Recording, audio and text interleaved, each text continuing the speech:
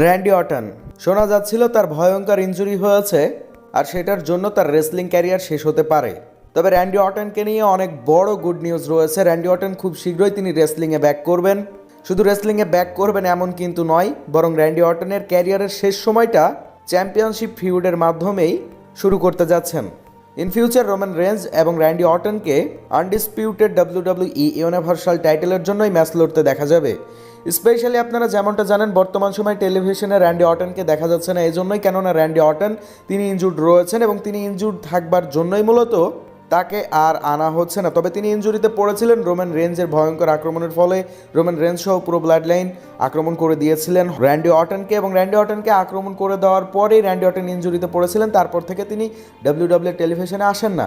তবে আমরা এমন রিপোর্টস পেয়েছিলাম যে র্যান্ডি অর্টন হয়তোবা আর কখনো সুস্থ হবেন না এবং তাকে রেসলিংয়ের মধ্যে ফিরতে দেখা যাবে না। তবে র্যান্ডি অর্টনের ফাদার বব অর্টন তিনি জানিয়েছেন যে র্যান্ডি অর্টনের এমন কোনো সমস্যা নেই। র্যান্ডি অর্টন খুব দ্রুত রেসলিংয়ে ফিরে আসবেন। তার হয়তো একটু রিকভারি করতে লেট হচ্ছে, তবে তিনি খুব দ্রুত ডাব্লিউডাব্লিউতে ফিরে আসবেন এবং তিনি রোমান রেঞ্জের জন্য যেই ইনজুরি হয়েছিল সেটারই বদলা নেবেন এবং রোমান রেঞ্জকে আনডিসপিউটেড টাইটেলের জন্য চ্যালেঞ্জ করে দিবেন। অর্থাৎ বোঝাই যাচ্ছে র্যান্ডি অর্টন এবং রোমান রেঞ্জের আনফিনিশড বিজনেস রয়েছে। ধন্যবাদ।